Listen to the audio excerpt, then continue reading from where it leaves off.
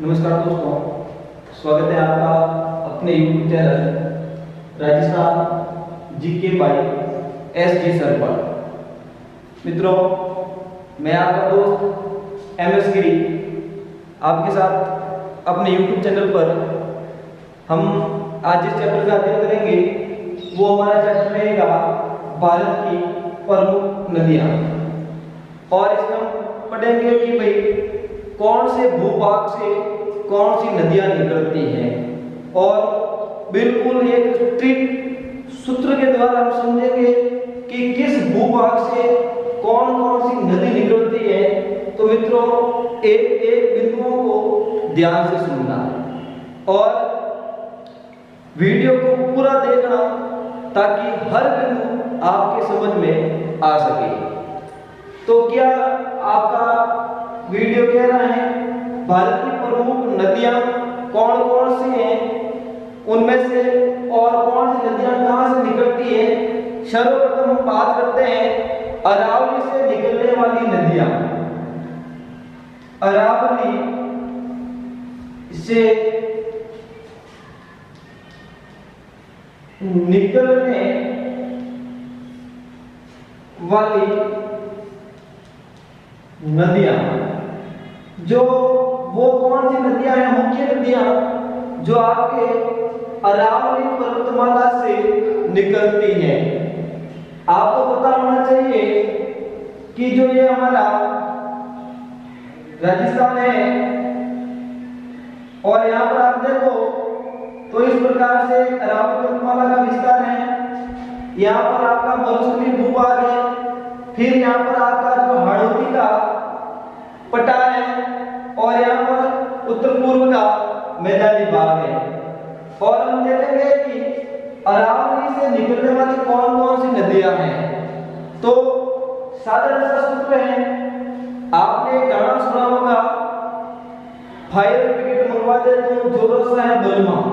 यानी जो ये बलमा सूत्र है वो आपको याद रखना है और इसी सूत्र के द्वारा आप पढ़ोगे अरावली से निकलने वाली प्रमुख नदियां। तो पहला ब का हो गया आपका बनास नदी। बनास नदी, वन की आशा, वन की आशा बनास नदी। दूसरा होगा आपके लूणी नदी। कौन सी नदी होगी? जो दूसरी नदी होगी मित्रों आपके वो होगी लूणी नदी। और तीसरी है आपके जो माही नदी, राजस्थान की 12मासी नदी, जिसको माही नदी है, इसको राजस्थान की 12मासी नदी भी कहा जाता है। तो अरावली से निकलने वाली नदियां कौन कौन सी है? तो एक साधारण सा सूत्र याद कर लेना, बलमा, बनास, लूणी और माही नदी। लूणी नदी अजमेर के नागपाड़ से शुरू होती है और गुजरात के कच्छ के रण में जाकर वो विलुप्त हो जाती है। लूणी नदी के बारे में ऐसा भी कहा जाता है कि इस नदी का जल बालोतरा बाड़मेर तक तो मीठा, आगे जाने के बाद इस नदी का जल है जो खारा हो जाता है। तो ये थी मित्रों हमारे अरावली से निकलने वाली नदियां। अब हम आगे बढ़ते हैं। आगे बढ़ने से पूर्व अभी तक आपने हमारे YouTube चैनल को सब्सक्राइब नहीं किया है तो सब्सक्राइब कर दें। यानी हमारे YouTube पर आपने अभी तक सदस्यता नहीं ली है तो सदस्यता ले लें और बेल आइकन पर क्लिक कर दें ताकि हर एक नए वीडियो की नोटिफिकेशन आपके पास तुरंत पहुंच जाए। और लाइक करना नहीं भूलें और अपने दोस्तों में जरूर शेयर करें और वीडियो कैसा लगा कमेंट बॉक्स में जरूर बताएं। और आगे वाला किस प्रकार का वीडियो आपको चाहिए वो भी कमेंट बॉक्स में बता दें ताकि मैं वो वीडियो आपके लिए अवेलेबल करवा सकूं। अगला हमारा है खंभात की खाड़ी में गिरने वाली नदियां। ये तो हमारी थी जो राजस्थान के अंदर जो अरावली से निकलने वाली नदियां। अब वो नदियां जो खंभात की खाड़ी में गिरती हैं वो कौन सी है? तो खंभात की खाड़ी में गिरने वाली मुख्य नदियां कौन सी है? खंभात की खाड़ी में,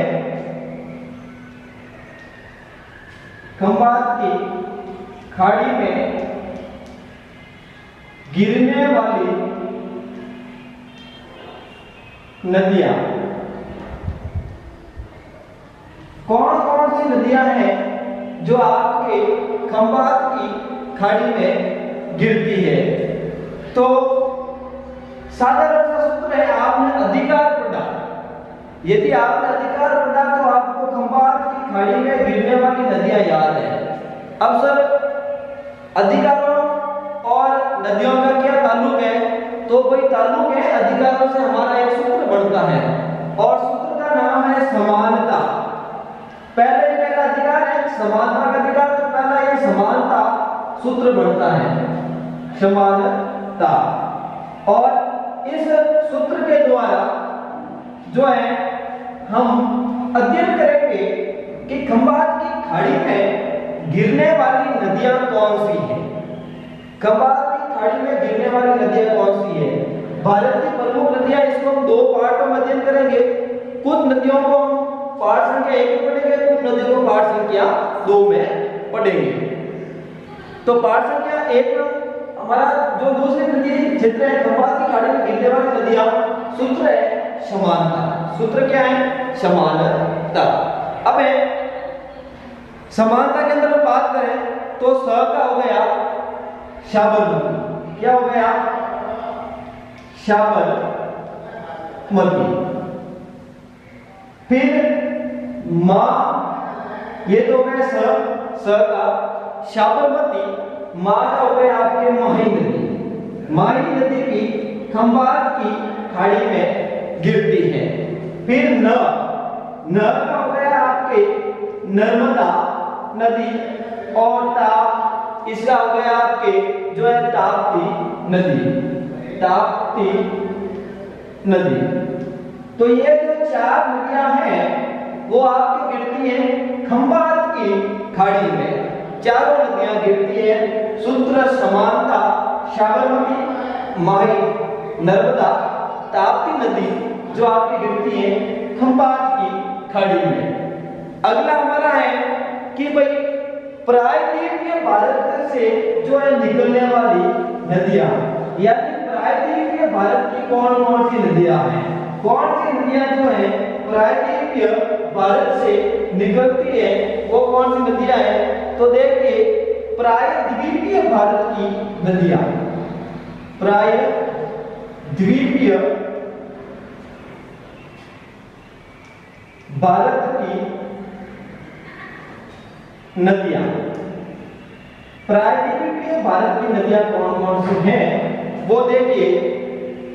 इसका साधारण सा सूत्र है, जो प्रायद्वीपीय भारत की नदियां हैं उसका सरल सा सूत्र है कि आपको पता है कि आप कभी एक कुत्ते को छेड़ते हो तो वो आपके कान में कुछ आकर कहता है, तो यानी इसका कुत्ता कान में गा। इसका सूत्र है कुत्ता कान में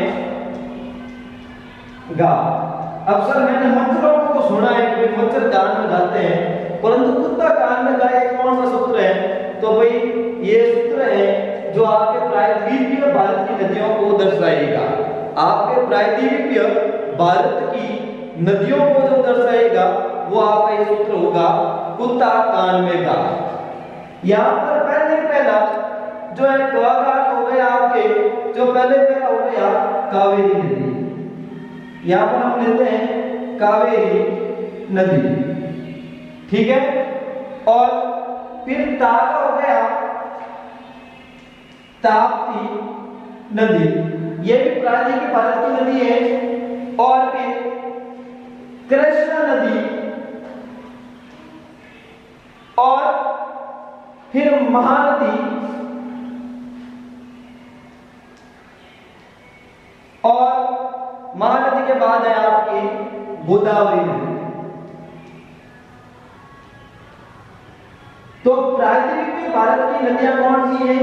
सूत्र है उत्तराखंड में कावेरी, ताप्ती, कृष्णा, महानदी और गोदावरी नदी। ये हैं आपके जो प्रायद्वीप में भारत की नदियां हैं। अगले में है मानसरोवर से निकलने वाली नदियां। मानसरोवर से निकलने वाली नदियां, इसमें हमने नर्मदा बताया, नर्मदा हो जाएगा नर्मदा नदी, ये भी और प्रायद्वीप भारत की नदी है। फिर अगला हमारा मानसरोवर से निकलने वाली नदियां, जो मानसरोवर से कौन सी नदी निकलती है वो देखना। अब है इसका सूत्र क्या है? मानसरोवर से कौन सी नदी निकलती है? तो मानसरोवर से निकलने वाली नदियां, कौन सी नदियां हैं जो मानसरोवर से निकलती है? हमने अरावली से निकलने वाली नदियां पढ़ ली, खंबात की खाड़ी से में गिरने वाली नदियां पढ़ ली, प्रायद्वीप में भारत की जो नदियां पढ़ ली। अब है हमारा मानसरोवर से निकलने वाली नदियां, इसका सूत्र है SSB। SSB SSB इसका सूत्र है, S का हो गया सिंधु, सतलज और ब्रह्मपुत्र। सिंधु नदी, S का हो गया सिंधु नदी, सतलज नदी और B का हो गया आपके ब्रह्मपुत्र नदी। ये तीनों नदियां मानसरोवर से निकलने वाली नदियां हैं। ध्यान रखना, मानसरोवर से निकलने वाली नदियां कौन सी है? SSB, सिंधु, सतलज और ब्रह्मपुत्र नदियां जो है मानसरोवर से निकलने वाली नदियां हैं। अगला है बंगाल की खाड़ी में गिरने वाली नदियां। कौन सी नदियां हैं जो बंगाल की खाड़ी में गिरती है? ये तो हमें मानसरोवर से निकलने वाली नदियां पढ़ी थी। अब है बंगाल की खाड़ी में, बंगाल की खाड़ी में जो है गिरने वाली नदियां, बंगाल की खाड़ी में गिरने वाली कौन कौन सी नदियां हैं? तो साधारण सा सूत्रों के द्वारा मैं सारी नदियां आपको क्लियर करवाऊंगा। कहीं पर भी कोई से भी चैनल पर आपको ये वीडियो नहीं मिलेगा ऐसा ट्रिक वाला जो आपके सामने मैं लेकर आया हूं। और अब है बंगाल की खाड़ी में गिरने वाली नदियां, इसका सूत्र है एमपी की गोद में रेखा का विलय कब हुआ? एमपी की गोद में रेखा का विलय कब हुआ? एमपी की गोद में रेखा का विलय कब हुआ? तो ये सूत्र है, एम का हो गया आपके यहां पर महानदी। जो महानदी है वो है बंगाल की खाड़ी में गिरने वाली नदी। जो महानदी कहां पर गिरती है? बंगाल की खाड़ी में। फिर है पेन्नार नामक नदी है, ये भी बंगाल की खाड़ी में गिरने वाली नदी है। पेन्नार नदी भी बंगाल की खाड़ी में गिरने वाली नदी है। यहाँ पर गोद में दो अर्थ होगा, एक तो होगा गोदावरी नदी, गोदावरी नदी, दूसरा होगा आपके गंगा नदी जो आपके बंगाल की खाड़ी में गिरती है। फिर अगला होगा रेखा यानी स्वर्ण रेखा नदी।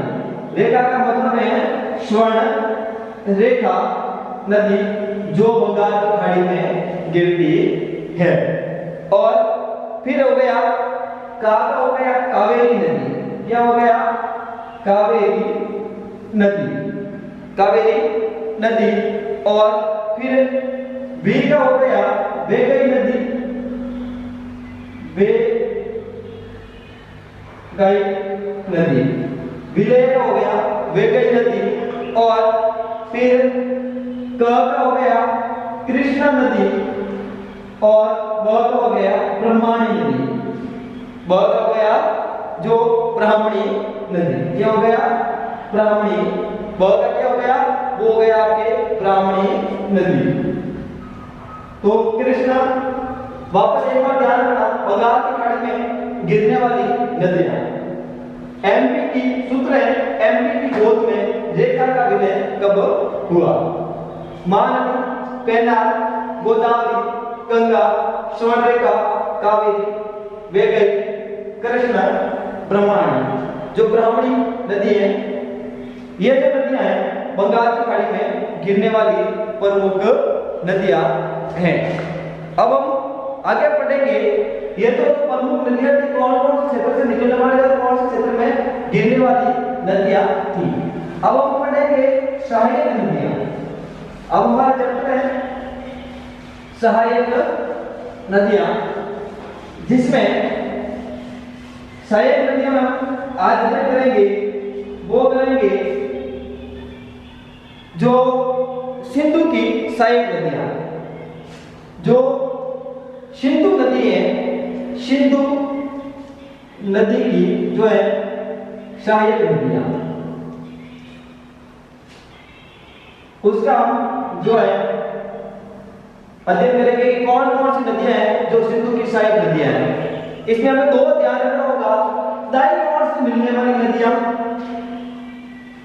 और बाईं ओर से मिलने वाली नदियां। दाईं ओर से मिलने वाली नदियां और बाईं ओर से मिलने वाली नदियां, उनका अध्ययन करेंगे। तो मैं एक बार पुनः आपसे आग्रह करूंगा कि अभी तक आपने हमारे YouTube channel Rajasthan GK by ST sir को सब्सक्राइब नहीं किया है तो सब्सक्राइब कर दें, या आप हमारे YouTube चैनल पर नए हैं तो सदस्यता नहीं ली है तो सदस्यता ले लें।